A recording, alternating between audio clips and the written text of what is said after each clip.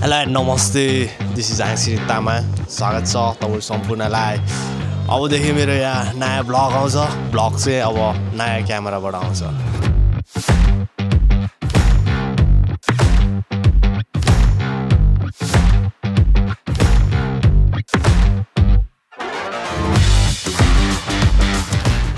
Blog चाहिँ अब मेरो एक्सन प्रो बाट आउँछ मेरो है एक्सन 5 प्रो आज मैले यो ब्रान्ड न्यू ल्याएको छु अनि मैले यही ओपनिङ गरेर यही सेटिङ गरिरहेको छु एन्ड अब चाहिँ हाम्रो मेरो भ्लगहरु चाहिँ प्राय सबै यसबाट आउँछ अनि यो चाहिँ मलाई एकदमै चाहिराखेको थियो अनि चाहिराखेको भएर मैले यो चाहिँ आज किन्न सफल भए भनौं न पैसा चाहिँ ज्याम्मै जान्छ हैन तर पनि पैसा भन्दा ठुलो कुरा आफ्नो सपना हुँदो रहेछ सो आफ्नो सपनाकै लागि भए पनि आफ्नो जुन इच्छा आकांक्षाहरुको लागि भए पनि आफूलाई मनपर्ने कुराको लागि पैसा तिर्दा पनि एकदम खुसी लाग्दो रहेछ सो मैले आज चाहिँ किने है अनि अब चाहिँ कन्टिन्यू भ्लग चाहिँ आउँछ ओइ हो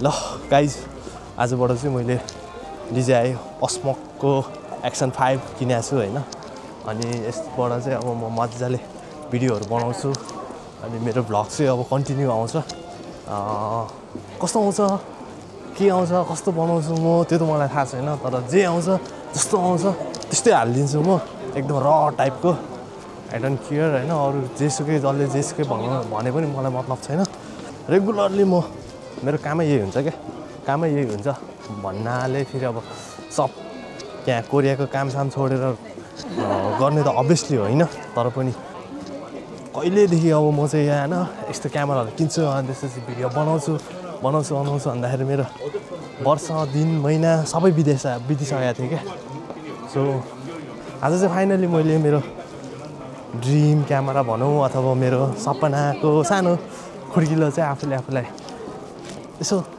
टेके कि जस्तो लाग्छ अब हेरौं कति भिडियोहरु चल्छ चल्दैन हैन जस कोसिस जारी रहनेछ सो अहिले चाहिँ म लोते माथमा छु माथको 5 फ्लोरमा छु अनि म तपाईहरुलाई देखाउँछु अब यहाँ के छ भन्ने कुरा त्यस्तो दामी सिरकहरु ओके म चाहिँ यहाँबाट तल जानुपर्छ है क्रिसमसको माहौल चलिरहेछ गाइज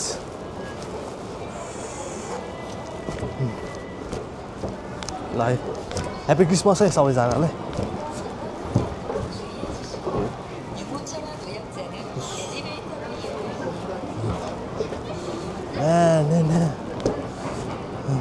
यदि तपाईहरुलाई दक्षिण कोरियामा आएर हैन कमाएको सबै पैसाहरु चाहिँ उडाउनु मन छ भने चाहिँ यस्तो ठाउँतिर आउनुपर्छ है मैले जस्तै उडाउनु पर्छ मैले जस्तो सामानहरु किन्छु अनि पैसा उडाउँछु है अनि तपाईहरु पनि आउनु होला यहाँ के रे पैसा उडाउनलाई माइ गॉड म्याट टक्नी घडीहरु त दामी रहेछ त यार ओ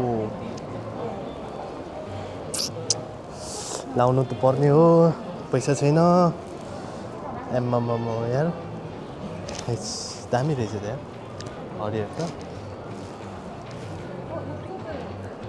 प्राइस हेऱ्यो भने ढल्छ होला कसम म्याट साच्चै हो यार सोधौँ न प्राइस यार ओ यार साच्चै यार हातमा लाउ मन लाग्ने टाइपको हुँदो रहेछ त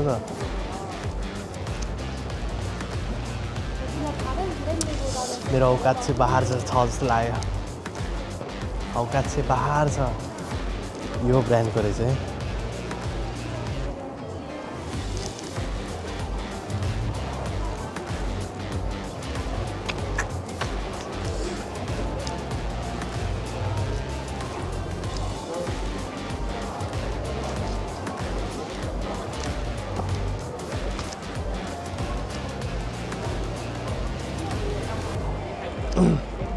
이거 접어주실 수 있어요? 보여드려요? 예, 이거 가격이 어떻게 보여요? 어떤 제품이요?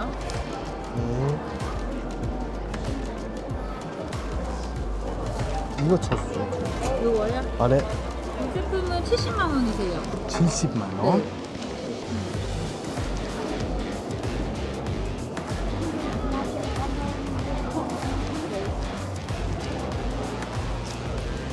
한번 볼게요. सुरु केटाहरू 70,000 रे 70,000 किडनी बेच्नुपर्छ जस्तो लाग्यो यार यो सामानहरू किन्नलाई चाहिँ।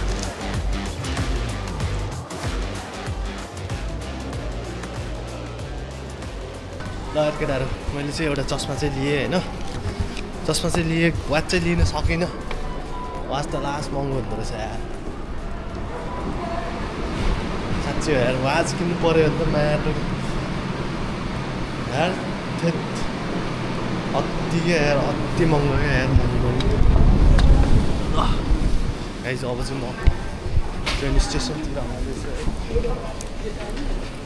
सकिन्न त्यस्तो यस्तो कुराहरू किन्यो भने त माटो तुम्बे भइन्छ, तुम्बे। कोरियामा जिन्दगीभरि दुःख गर्नुपर्छ यार त्यसरी। यस्तरी जे पाए त्यही सामानहरू मन लाग्थी किन्न थाल्यो भने त डुल्नै नहुने रहेछ क्या खास त। घरको घरमै बस्नुपर्ने रहेछ पैसा बचाउने हो भने त। यदि बाहिरतिर निस्क्यो भने केही कुरा देखिहाल्छ अनि किन्न मन लागिहाल्छ। साँच्चै हो, जस्तो कि मलाई अघि चस्मा देख्यो, ल एउटा चाहिँ चस्मा त किन्नुपर्छ यार भने जस्तो भएर किनिहाल्यो। अनि अब हेर केटा हो,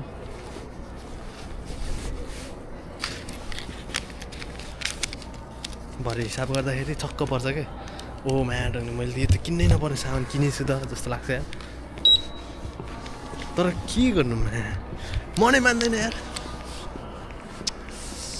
यस्तो भयो भने चाहिँ टाँट पर्लिन्छ, टाँट पर्लिन्छ।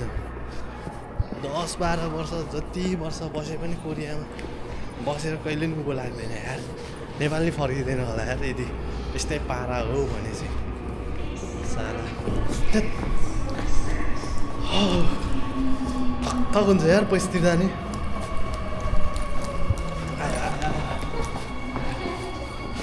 ल ट्रेन आयो गाइस, ट्रेन।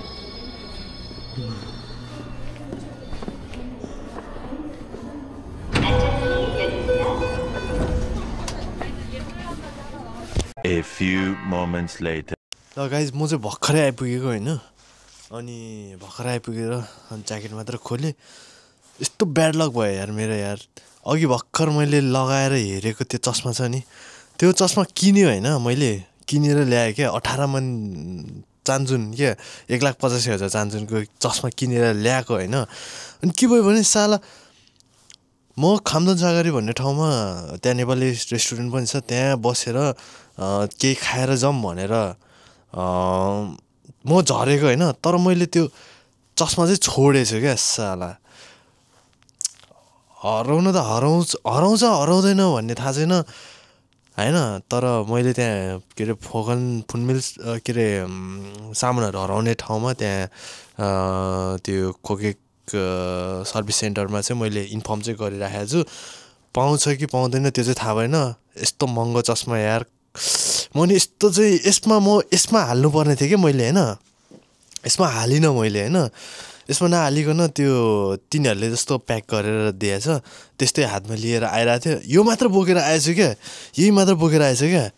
यस्तो थकथक भइरहेछ नि होइन साला। यस्तो झन् क्या मन परेर होइन, त्यत्रो महँगो भए पनि लिएर आएको। अनि अर्को के भयो भन्नु न, फेरि आउँदा आउँदै होइन साइकलमा आएको कि साइकलले साला कपडा होइन यत्रो च्यादै दिइरह क्या। हेर्नु न यहाँ यत्रो पाल बनाइदिइरह क्या। कस्तो ब्याड लक भएको त यार मेरो यार।